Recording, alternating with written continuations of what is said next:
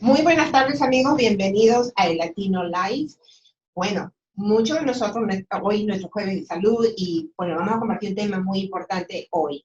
Muchos de nosotros padecemos, y yo me incluyo también, padecemos de problemas estomacales y muchas de las veces no les tomamos atención, pero podemos conocer a través de esta entrevista qué problemas más frecuentes se dan en el estómago. Y para esto, nuestro invitado de hoy es el doctor Pascual Chapman, es un gastroenterólogo peruano certificado por el Board of Family and Obesity Medicine. Él trabaja para la clínica P&B, localizado en la 4336 Northwest 23, y está hoy con nosotros para informarnos y pues aclararnos un poquito de esas dudas que tenemos cuando tenemos los problemas estomacales. Y hoy vamos a hablar de enfermedades frecuentes del estómago. Doctor, bienvenido. Muy buenas tardes, gracias por invitarme, Norma. Doctor, en muchos casos yo me incluyo, tenemos problemas con el estómago y muchos de nosotros los confundimos con algo muy simple, que tal vez puede ser simple, pero ¿cómo podemos darnos cuenta de que realmente es algo que nos debe preocupar y acercarnos a un doctor? Ok, Norma, sí, mira, hay diferentes condiciones médicas que te van a producir síntomas en el tracto gastrointestinal. Para darte recomendaciones específicas tenemos que hablar de alguna de ellas en forma específica. Yo creo que hablar de condiciones frecuentes son la enfermedad por reflujo gastroesofágico y la frecuente es la gastritis, ¿no? Lo que podemos conversar el día de hoy, para no abarcar, porque las enfermedades gastrointestinales son realmente muchísimas. Sí, doctor, hay esa duda, ácido gástrico, que un reflujo es un reflujo ácido y gastritis es lo mismo, y si podemos aclarar esas diferencias para poder nosotros... Es interesante, sí, es muy importante. No es lo mismo.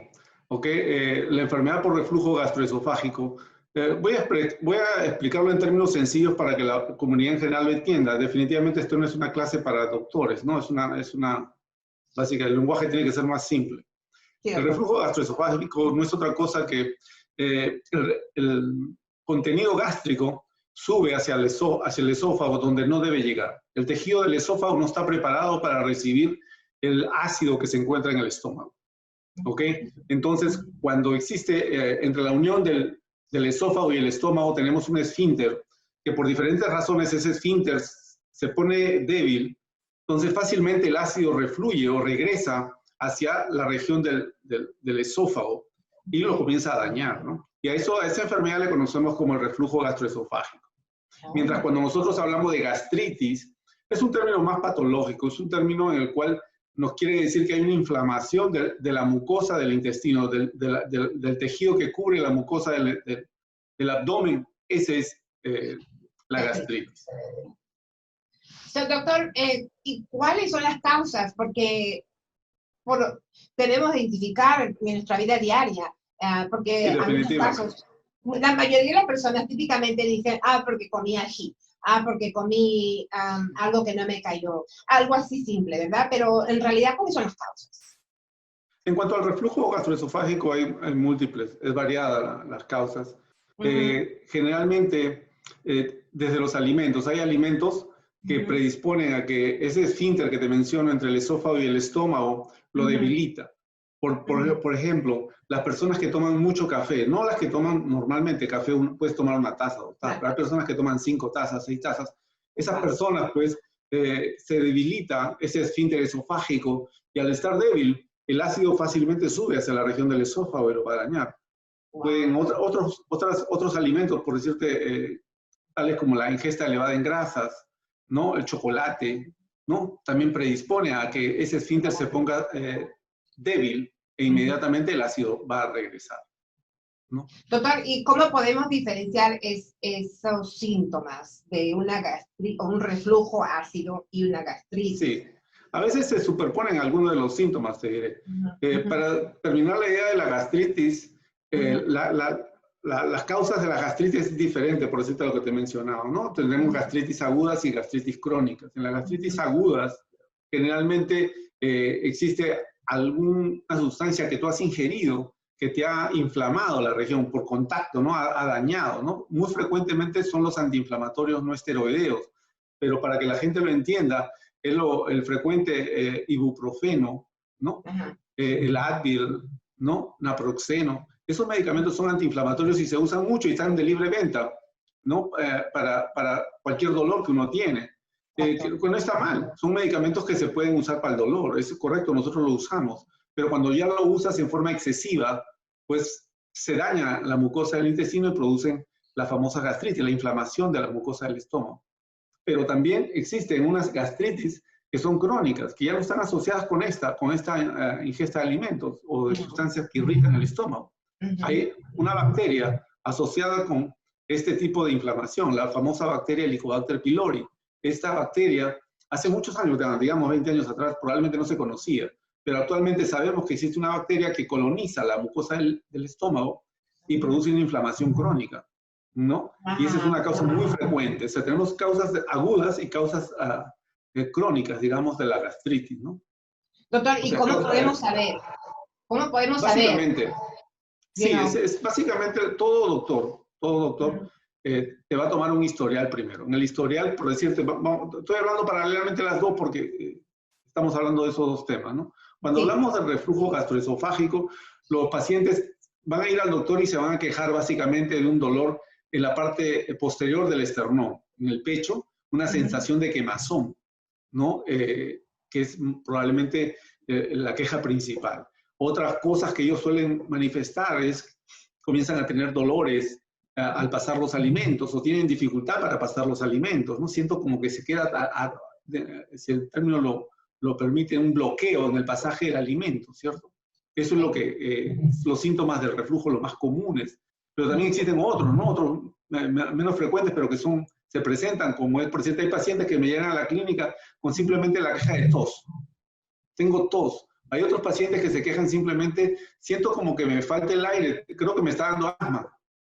Y no es otra cosa que el ácido que ha refluido, ha regresado y ha subido hasta la región de la faringe, laringe, ingresa hacia los pulmones. Te produce tos y te produce broncoconstricción, o sea, síntomas como si fueran de asma. Para mencionarte algunos de los síntomas que presentan. En cuanto a la gastritis, los síntomas de la gastritis se caracterizan por un dolor, ¿cierto? Tienes un dolor epigástrico, un dolor en la boca del estómago. También puede ser sensación de quemazón. Algunos lo expresan como sensación de hambre. Doctor, esos son los síntomas más frecuentes. Es bastante diferente un síntoma con otro. ¿Y cómo podemos saber cuando tenemos esos síntomas, realmente acudir a un doctor? ¿Cuándo podríamos? Básicamente, mucha gente agarra y dice, no quiere postergar las visitas al doctor, ¿cierto? Exacto. Cuando tú ves que es algo que tú has comido de un día para otro y te ha producido síntomas, pues te puedes dar la chance de esperar a que mejore, modifica tu alimentación, haces una dieta un par de días y te recuperas. Pero si los síntomas persisten, ¿no? Persisten y se acompañan de otros síntomas, pues definitivamente deberías visitar a tu doctor. Porque él es la persona indicada que te va a decir te va a sugerir qué es lo siguiente, qué es lo que tienes que hacer. Doctor, y en caso de que la persona pues acude al doctor y el doctor pues va a sugerir algún tratamiento, ¿qué tipo de tratamiento realmente se debe de seguir o cuál es para estar atentos a lo que realmente a uno le van a recomendar, ¿verdad, doctor? Sí, primero lo más importante, como siempre lo menciono con todas las condiciones que hemos revisado en este tiempo, lo primero es que tú tengas una buena relación con tu médico, busque su médico de cabecera, únase a él, trabaje con él, él le va a recomendar cuáles son las cosas que usted tiene que hacer. En la parte primero del reflujo, básicamente, el reflujo y de la gastritis también, mucho tiene que ver con la alimentación, ¿cierto? Tú tienes que identificar qué alimentos te caen bien, qué alimentos te caen mal y qué alimentos estás comiendo excesivamente que te están produciendo daño. Tu doctor te va a dar probablemente una lista de alimentos, ¿no? O que te pueden estar produciendo ese daño para que tú los identifiques y dejes de usar. Eso es lo primero, lo básico. Luego, depende de la edad. Hay muchas personas, por decirte, si tú tienes ya una edad más o menos de alarma para todos es los 50 años para arriba. Si un paciente tiene de 50 años para arriba y tiene síntomas del reflujo, de los síntomas que le he mencionado de quemazón y todo eso, y sobre todo si es varón, que es más frecuente, fuma, es obeso, estamos pensando, este paciente ya es un factor de riesgo, este paciente probablemente necesite otros más estudios. Pero para el paciente que es joven, para el paciente que no tiene síntomas de 50 años y no tiene los síntomas que te estoy mencionando, probablemente se le da se le llama un ensayo terapéutico, o sea, significa darle medicamentos para mejorarles. Hay medicamentos que reducen la producción de ácido. Si usted hace una dieta saludable, reduce el ácido, usted se va a recuperar, ¿no? Usted se va a recuperar, va a ser suficiente. Pero hay algunos pacientes que tienen 50, 60 años, no es lo mismo que un paciente que tenga 30 o 20 años, ¿cierto? Los riesgos son mayores. Y sobre todo si el médico encuentra historia familiar de problemas gastrointestinales, o sea, de tipo cáncer, entonces inmediatamente te eleva la sospecha de que tú sigas investigando a ese paciente. Doctor, y hay algo muy importante, como acaba de mencionar. Hay muchas personas que ignoran o no quieren acudir al doctor simplemente porque a veces tienen el temor, no me va a decir algo, o simplemente no lo consideran importante. Pero, ¿qué es lo peor que podría suceder a esta persona si no acude y no le presta atención? Exacto, exacto. Eso es un tema con el que me tomo tiempo conversar cuando llegan mis pacientes, porque mucha gente está en una etapa de negación, una etapa en la cual no quieren aceptar algunas cosas que pueden suceder. Pero lo que yo les digo a los pacientes es que es mejor identificar algo en etapa temprana. Es la idea del trabajo de nosotros, ahí de ser sus médicos primarios, médicos de cabecera. Somos los especialistas tratando de identificar tempranamente cualquier lesión o daño que puedas tener en tu organismo para prevenirlo. Entonces puedas actuar y tengas tu expectativa de vida normal como cualquier otra. Esa es la idea del trabajo del doctor médico de familia, ¿no? Es tratar de identificar temprano. Entonces no tiene por qué tener miedo. Existen muchos estudios que ahora se hacen inclusive hasta en la misma oficina, no tienen ni que visitar los hospitales, ¿no? Para hacerlo. Y llegues a tu diagnóstico y estés tranquilo. Doctor, si un paciente con estos síntomas es candidato a una endoscopía, porque muy frecuente se ha escuchado, o a cierta edad una colonoscopía o endoscopía, y en estos casos, ¿qué es lo que se sugiere? Sí, existe una línea guía, obviamente, para todos nosotros los doctores, para que se tienen que seguir, ¿no? O sea, no a todo el mundo le vas a hacer endoscopía. La endoscopía alta me refiero. La endoscopía alta o la gastroscopía, ¿no? Se hace básicamente a todos los pacientes que tienen ciertos factores de riesgo. Por decirte, personas, como te digo, varón de 50 años, ¿no? Fuma, obeso, ¿cierto? Que no responde al tratamiento médico que tú le has estado dando. Ese paciente es candidato a que tú le hagas una endoscopía. ¿Y por qué tienes que hacerle una endoscopía? Porque existen complicaciones, digamos. Complicaciones de la esofagitis. Al inicio podrías tener solamente el reflujo, el ácido va a ser una inflamación del esófago y eso se conoce como esofagitis, ¿cierto? Entonces, la idea de la esofagitis persiste con el tiempo. Si persiste, lo que tienen que entender, si persiste con el tiempo, va a haber cambios en el tejido y los cambios en ese tejido van a producir displasias leves, moderadas, van a producir lo que se llama el esófago de Barrett, que es una lesión precancerosa hasta desarrollar el cáncer de esófago, el adenocarcinoma, ¿no? Es muy frecuente aquí en los Estados Unidos. Y eso deriva en el estómago, exacto, en el estómago igual, la gastritis, que al inicio era solamente una infección por una bacteria, posteriormente se puede transformar en años en una metaplasia intestinal, que es un precáncer, para posteriormente avanzar a cáncer gástrico, ¿no? Wow. Entonces, si tú te haces una endoscopía, esos pacientes los identificamos tempranamente, le podemos hacer la endoscopía, vamos a tomar unas biopsias de ese tejido y podemos saber en qué estado se encuentra. O de repente simplemente darle la tranquilidad al paciente, no hay problema, vamos a manejarlo con dieta y tus medicinas y es suficiente, ¿no? Pero también existen los tratamientos endoscópicos, en el cual si tú encuentras una lesión, como te digo, una displasia leve, una displasia moderada, un esófago de Barrett, existen tratamientos endoscópicos. Actualmente la ciencia ha avanzado mucho. Existen terapias que uno a través del endoscopio eliminan esos tejidos y usted se queda perfectamente bien, no pasa absolutamente nada. Lo más recomendable es que prestemos atención a los señales que nos da nuestro cuerpo, acudir al doctor, ¿verdad? Para que esté prevenir, porque lo que acabamos de decir es la prevención, para que pueda evitar mayores riesgos, mayores casos de enfermedad del estómago. Acaba de mencionar el doctor que puede empezar con un ardor de estómago, seguido por una dispepsia o gastritis, y úlcera gastrítica, eso es lo que mencionó, ¿verdad? Y por consiguiente se puede convertir en un cáncer. Sí, y no solamente ello, Norma. Yo tengo, por cierto, recordando a un paciente mío hace poco, vino 70 años, obviamente tenía todos los factores, no respondía a los tratamientos o medicinas que se le daba, pero por poco tiempo, así unas 2 semanas y el paciente no mejoraba. Obviamente seguimos la línea guía, ¿no? Los protocolos, lo sometimos a una endoscopía, hago la endoscopía y se encuentra un linfoma gástrico, que es un tumor cancerígeno. Inmediatamente lo referimos con el oncólogo, el especialista en cáncer, le dio tratamiento, el señor ahora está caminando y haciendo su vida normal y teniendo su vida como cualquier otro, su expectativa de vida como cualquier otra persona. O sea, no hay que es tremendo. Que tomar responsablemente, sí. Exacto, y nuestro cuerpo nos da las señales, solo tenemos que prestarle atención, así como le prestamos atención a otras partes de nuestras vidas, pues nuestro cuerpo es la parte más importante para continuar nuestros quehaceres diarios. Doctor, tenemos una pregunta aquí, viene de la señora Luz Marina Adanto, y ella, Luz Marina, nuestros saludos de aquí del Periódico Latino, dice: buenas tardes, doctor, ¿cuál es el síntoma más frecuente cuando tenemos intolerancia a la lactosa?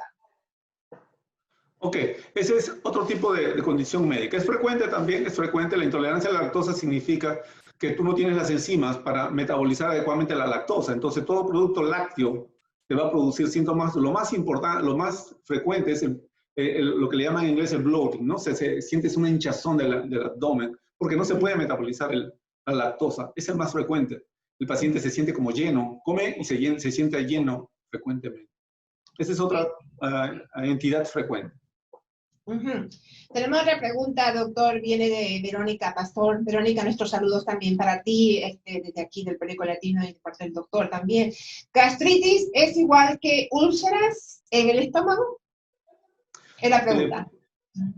Podríamos decirle que existe una intensidad, ¿no? La gastritis, empezamos, como dijimos, es un término patológico que indica que es una inflamación de la mucosa del intestino. Ahí todavía no ves úlcera. La úlcera ya es una herida, es como una llaga que tienes en el estómago.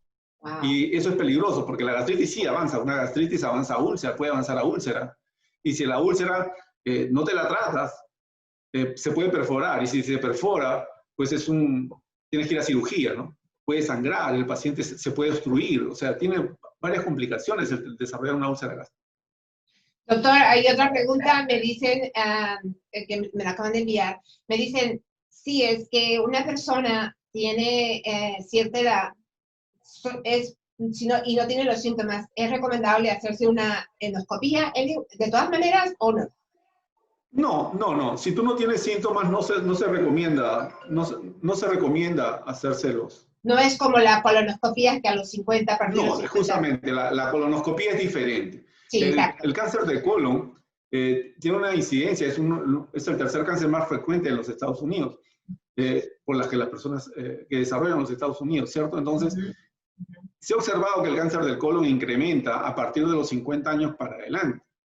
Y puede ser antes de esa edad si tú has tenido un familiar con un cáncer de colon. Entonces, en esas personas, inclusive, que no tengas ningún síntoma, no tienes que tener sangrado, no tienes que tener estreñimiento, no tienes que tener diarrea, simplemente tienes la edad de 50 años, tú tienes que realizarte una colonoscopía. Bueno, es el más sensitivo, puedes realizarte otros testes, pero que tienen ciertas ventajas y desventajas, que no es el tema de tratar en este momento, pero sí que lo puede conversar con su doctor. Pero le estamos hablando de colonoscopia porque es el más sensitivo, el que te diagnostica y te trata al mismo tiempo, ¿no? Porque esa es la recomendación. Se hace entre los 50 la colonoscopía. Para lo que es la endoscopía alta, no hay una indicación para decir, ya tengo 30 años o tengo 50 años y tengo que hacer una endoscopía. No, es de acuerdo a los síntomas que tú presentas.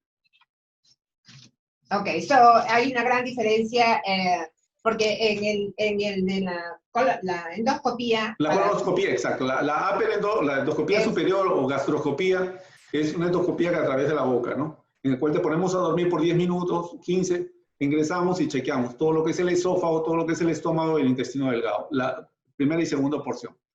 En cambio, en el colonoscopía solamente vemos la parte del intestino grueso. Doctor, entonces, se nos está acabando el tiempo, pero me gustaría saber si usted tiene alguna recomendación, algún mensaje para nuestro público, la audiencia, y probablemente algunas preguntas vendrán más adelante, y si sería tan amable de responderlas más adelante. Sí, este tema de las complicaciones gastroenterológicas, de la esofagitis, enfermedad por reflujo, gastritis, el cáncer de colon son muy frecuentes. Si usted tiene algún síntoma de estos, no dude en visitar usted a médico de cabecera, él les sabrá aconsejar. A veces le preguntamos al tío, al primo, a la tía, a la hermana, pero no, y dejamos esto más adelante. Por favor, no haga eso, visite a su médico, él les sabrá aconsejar. Muchísimas gracias, doctor, gracias. por sus consejos, por su información, de tenernos, pues, de su experiencia profesional. Y yo, con ustedes, amigos, nos despedimos, pero recordándoles que si usted tiene algún síntoma de los que hemos ya mencionado, acuda a su médico familiar. No deje pasar esto. Recuerde que la recomendación que les damos hoy, pues es totalmente libre de que usted lo decida, pero la prevención es la llave para que usted se pueda, pues, realmente recuperar de cualquier síntoma que pueda tener en su cuerpo, ¿verdad? Nuevamente les recuerdo, el doctor Pascual Chapman es un gastroenterólogo peruano certificado por el Board of Family and Obesity Medicine, y él trabaja para la clínica PNP, clínica que se encuentra localizado en la 4336 Noroeste 23. Doctor, nuevamente muchísimas gracias. Y muchas amigos, gracias, Norma, siempre un gusto. Gracias. Con ustedes, amigos, nos despedimos recordándoles que, por favor, compartan esta información con sus amigos y familiares. Cuídense mucho. Nos vemos.